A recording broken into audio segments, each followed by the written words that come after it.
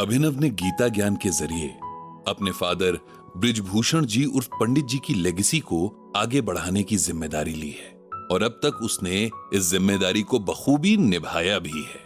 इन दिनों उसके ब्लॉग पर बिजनेस से जुड़ी प्रॉब्लम्स या अच्छे बिजनेसमैन कैसे बने, किन क्वालिटीज को अपने अंदर डेवलप करें कि अच्छे बिजनेस के साथ अच्छे इंसान होने के रास्ते पर भी चल सके, और इसमें श्रीमद् भगवत गीता हमें क्या रास्ता दिखाती है, इस सब पर डिस्कशन चल रहा है।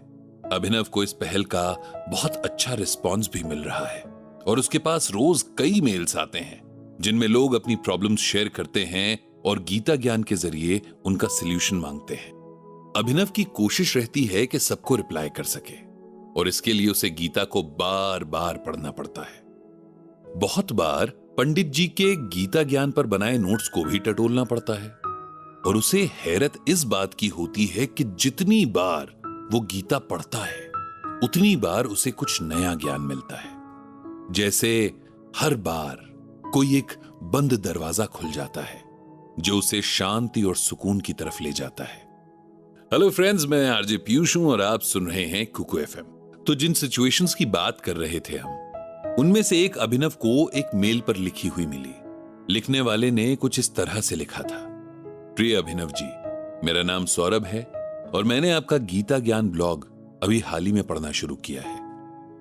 मेरा यकीन मानिए, मैंने इसे एक बार पढ़ा तो बस पढ़ता ही चला गया। ऐसा लगा मानो मेरे हाथ कोई खजाना लग गया हो। गीता के सागर से ज्ञान के जो मोती पंडित जी और फिर उनके बाद आपने चुने हैं, उन्होंने तो हम सबको अमीर कर दिया है। ऐसा लगता है कि जब हमारे पास इतना बड़ा ज्ञान का सोर्स है तो हम इधर उधर क्यों भटकते हैं। आज इसी रियलाइजेशन के बाद मैं आपको यह मेल लिख रहा हूं और उम्मीद करता हूं कि आप मेरी सिचुएशन में गीता ज्ञान से ऐसा कुछ न कुछ जरूर बताएंगे कि मैं अपनी प्रॉब्लम को सॉल्व कर सकूं और भगवान श्री कृष्ण के बताए रास्ते पर चल सकूं। सौरभ ने आगे लिखा था: मैं अपने पेरेंट्स का इकलौता बेटा हूं। मेरे पापा ने अपनी जिंदगी में बहुत मेहनत की थी, एक तरह से जीरो से शुरुआत की और बहुत कुछ अचीव किया। बहुत सारे कामों में किस्मत आजमाने, कहीं हारने तो कहीं धोखा खाने के बाद आखिर एक काम में उन्हें बहुत कामयाबी मिली। ये ट्रांसपोर्टेशन का काम था। उनके साथ दो और लोग थे जो उनके बिजनेस में बराबर के पार्टनर्स थे। मेरे पापा ने मुझे बहुत लाड़ प्यार से पाला, इसलिए नहीं कि मैं उनका इकलौता बेटा था, बल्कि इसलिए कि उनका नेचर ही ऐसा था। वो बहुत खुशमिजाज और सबसे प्यार करने वाले इंसान थे। इसी वजह से शायद ही कोई ऐसा होगा जो उन्हें अच्छी तरह से याद ना करता हो। मेरी अब तक की यादों से आपको अंदाजा लग ही गया होगा कि मेरे पापा अब इस दुनिया में नहीं है। आज से करीब 6 महीने पहले वो मुझे और मेरी मां को छोड़कर चले गए। मेरे पापा ने मुझ पर कभी भी अपनी कोई ख्वाहिश नहीं थोपी, न ही किसी तरह का कोई प्रेशर बनाया। मुझे कभी भी उनके बिजनेस में कोई खास इंटरेस्ट रहा नहीं, लेकिन कहीं ना कहीं मैं ये भी जानता था कि उनके बाद मुझे उनके बिजनेस में उतरना पड़ेगा। जब तक वो थे, उन्होंने मुझे कह रखा था कि मैं अपनी लाइफ को एंजॉय करूं, पढ़ूं और घूमूं फिरूं, क्योंकि एक बार काम में जुट गए तो इस सब के लिए वक्त ही नहीं मिलेगा। उन्हें कहां पता था कि उनका वक्त इतनी जल्दी खत्म हो जाएगा और वो सीने का दर्द जिसे वो एसिडिटी कहकर टाल दिया करते थे, एक दिन मेजर हार्ट अटैक बनकर उनकी जान ले लेगा। उनके जाने के बाद काफी टाइम तो मुझे खुद को और अपनी मां को संभालने में लगा। इस दौरान उनके दोनों बिजनेस पार्टनर्स, जिन्हें मैं अंकल कहकर पुकारता हूं, हमारे घर आते रहे। दुख की घड़ी में अपनेपन का फर्ज निभाते रहे। करीब 2 महीने बाद जब मैं और मेरी मां थोड़ा नॉर्मल हुए तो मैंने मां के कहने पर अपने ऑफिस जाना शुरू कर दिया। अभी तक तो मैं वहां कभी कभार किसी काम से चला जाया करता था, लेकिन अब मैं वहां उस बिजनेस के एक ओनर की तरह जा रहा था। पापा के दोनों पार्टनर्स, जो अब तक मेरे लिए उनके दोस्त थे, अब मेरे बिजनेस पार्टनर्स थे। उन दोनों ने ही मेरा अच्छे से वेलकम किया और मुझे पापा के बारे में बहुत सारी अच्छी बातें बताई। कुछ दिन तक सब ठीक चलता रहा, लेकिन जैसे जैसे मैंने उनसे बिजनेस के बारे में ज्यादा सवाल जवाब करने शुरू किए, उनका रवैया बदलने लगा। मैं अपनी नॉलेज बढ़ाने के लिए और ये दिखाने के लिए कि मैं यहां जबरदस्ती या मजबूरी में नहीं, बल्कि अपने इंटरेस्ट और रिस्पॉन्सिबिलिटी की वजह से हूं, ये सब कर रहा था, लेकिन उन लोगों को मेरा इस तरह सवाल पूछना, डिटेल्स मांगना और क्रॉस चेक करना पसंद नहीं आ रहा था। शुरू में उन्होंने इन बातों पर मुझे खुलकर कुछ नहीं कहा, लेकिन धीरे धीरे उनके बर्ताव में सब दिखने लगा। पता नहीं क्यों मुझे उन पर शक होने लगा कि कहीं ना कहीं इन दोनों के मन में चोर है, और इसीलिए ये मेरी बातों को खुद पर सवाल की तरह लेते हैं। इसीलिए मैंने ऑडिट करवाने का फैसला किया, और इस बार कंपनी के ऑडिटर को ना बुलाकर अपने एक दोस्त के रिकमेंडेशन पर एक ऑडिटर को बुला लिया। इस बात से तो मेरे दोनों पार्टनर्स जैसे बिल्कुल ही आग बबूला हो गए, और उन्होंने साफ कह दिया कि अगर मेरा यही रवैया रहा तो शायद ये पार्टनरशिप ना चल पाए। मेरे लिए ये बहुत शॉकिंग था, क्योंकि मैं जानता था कि बिना उनके मेरा बिजनेस डूब जाएगा। मैंने उन्हें समझाने की बहुत कोशिश की और अपना पॉइंट भी क्लियर किया कि मैं बस बिजनेस की बारीकियां समझने के लिए ये सब कुछ कर रहा था, लेकिन उन्होंने समझने से ही इनकार कर दिया। ऑडिट हुआ और ऐसा कुछ भी नहीं मिला जिससे साबित हो कि मेरे पार्टनर्स ने कुछ गलत किया हो।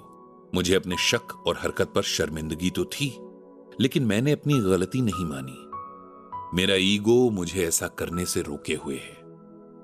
अभी भी हम लोग साथ ही काम कर रहे हैं, लेकिन अब ऑफिस में अजीब सा माहौल रहता है। वे लोग मुझसे सिर्फ फॉर्मल डिस्कशंस करते हैं, और इसका असर काम पर भी दिख रहा है, क्योंकि हमारे बीच कोई तालमेल ही नहीं है। मेरे पापा का इतनी मेहनत से कमाया नाम मेरी वजह से खराब होने लगा है। मुझे ये तो एहसास है कि मुझसे कुछ गलत हुआ है, लेकिन क्या गलत हुआ ये समझ नहीं आ रहा। अगर आप मेरी सिचुएशन को समझकर श्रीमद् भगवद गीता से इसका सॉल्यूशन निकाल सके तो मुझे बहुत हेल्प मिलेगी। अभिनव ने मेल पढ़ा और बहुत सोच विचार के बाद सौरभ को जवाब लिखा। सौरभ जी, आपका मेल पढ़कर जो बात मुझे समझ आई वो ये है कि आपसे गलती तो हुई है। बेशक आपने जानकर नहीं की, लेकिन हुई है, और ये गलती है कम्युनिकेशन की गलती। किसी भी रिश्ते यानी रिलेशनशिप का आधार कम्युनिकेशन ही होता है, और बिजनेस तो बिना अच्छे कम्युनिकेशन के चल ही नहीं सकता, क्योंकि बिजनेस भी तो रिलेशंस पर ही चलता है। आपने खुद बताया कि आपके फादर एक बहुत ही अच्छे और खुशमिजाज इंसान थे। लोग उन्हें बहुत अच्छे से याद करते हैं, क्योंकि लोगों के साथ उनका बिहेवियर बहुत अच्छा था, और यही सबसे बड़ी क्वालिटी होती है जो एक बिजनेसमैन को कामयाब बनाती है। आपके पार्टनर्स को आपके सवालों से कोई प्रॉब्लम नहीं थी, आपके सवाल पूछने के तरीके से थी। अगर आप यही सब थोड़ा प्यार और रिस्पेक्ट से उनसे कहते, अपनी सीखने और समझने की इच्छा जताते, तो वे लोग आपको बहुत अच्छे से सब बताते।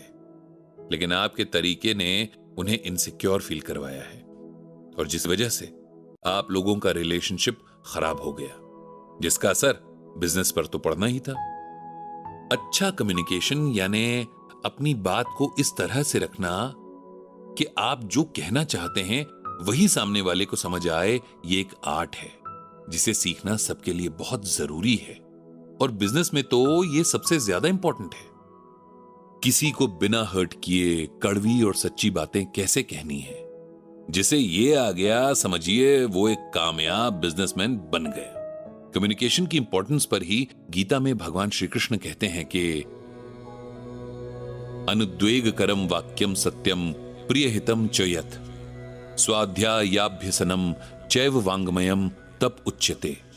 भगवान कहते हैं कि उद्वेग न पैदा करने वाला, सत्य, प्रिय, हितकारक भाषण तथा स्वाध्याय और अभ्यास करना, ये वाणी संबंधी तप कहे जाते हैं। इसका सिंपल वर्ड्स में यह मतलब है कि किसी को अपनी बातों से हर्ट न करते हुए, सच बोलते हुए भी मीठा बोलना, क्योंकि ज्यादातर लोग सच को बहुत हार्श वर्ड्स में कहते हैं। दूसरों का भला करने वाली बातें कहना और इस सब की प्रैक्टिस करते रहना, ये एक तरह से हमारी वाणी की तपस्या है। जिसने ये तपस्या कर ली उसके लिए बहुत कुछ आसान हो जाता है।